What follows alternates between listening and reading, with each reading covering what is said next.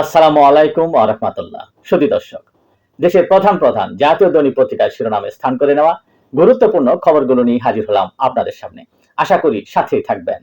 গুরুত্বপূর্ণ শিরোনামগুলোর মধ্যে আজ শুরুতেই আন্তর্জাতিক খবরে যা যা থাকছে।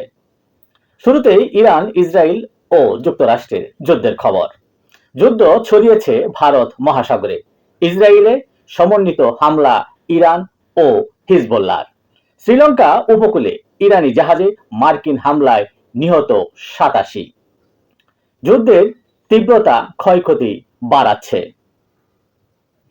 যুদ্ধের তীব্রতা বাড়ছে, নিহত হাজার ছাড়ালো।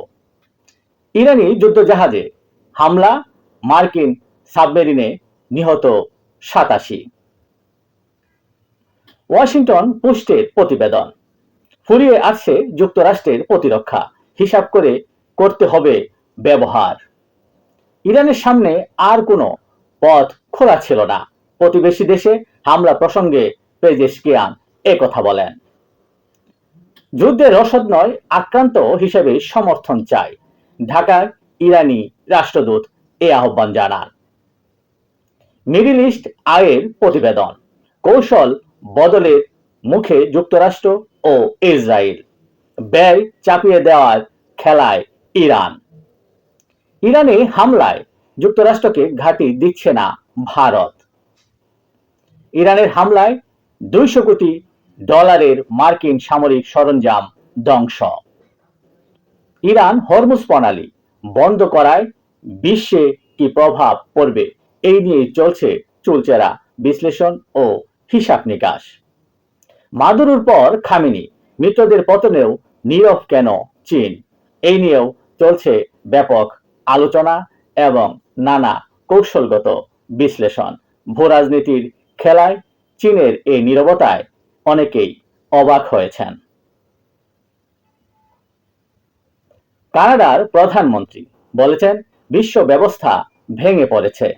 দেশের প্রধান প্রধান জাতীয় দৈনিক পত্রিকার শিরোনামে স্থান করে নেওয়া দেশীয় খবরগুলোর মধ্যে আজ যা যা থাকছে।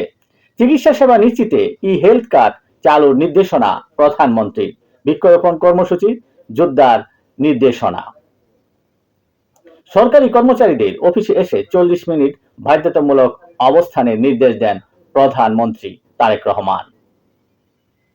বাণিজ্য চুক্তি বাস্তবায়নে ব্যাপারে ওয়াশিংটনকে আশ্বস্ত করল ঢাকা। উপসাগরীয় অস্থিরতায় ঝুঁকিতে শ্রমবাজার, অনিশ্চয়তায় প্রায় 60 লাখ প্রবাসী। মুন্সিগঞ্জে চোর সন্দেহে 2 জনকে পিটিয়ে হত্যা, কোনো অবস্থাতেই মব নিয়ন্ত্রণ করা যাচ্ছে না, এমন মন্তব্য বিশ্লেষকদের। ইসলামী বিশ্ববিদ্যালয়ে নিজ কক্ষে শিক্ষককে কুপিয়ে হত্যা। সাবেক 3 উপদেষ্টা সহ আরো 4 জনের ব্যাংক হিসাব তলব। এই ছিল আজকের প্রধান প্রধান জাতীয় দৈনিক পত্রিকার শিরোনামে স্থান করে নেওয়া গুরুত্বপূর্ণ খবরগুলো, যা নিয়ে এতক্ষণ আপনাদের মাঝে উপস্থিত ছিলাম। আজকের মতো এখানেই, আবারও দেখা হবে আগামীকাল ঠিক একইভাবে। সে পর্যন্ত অবশ্যই ভালো থাকবেন, সুস্থ থাকবেন। আসসালামু আলাইকুম ওয়া রাহমাতুল্লাহ।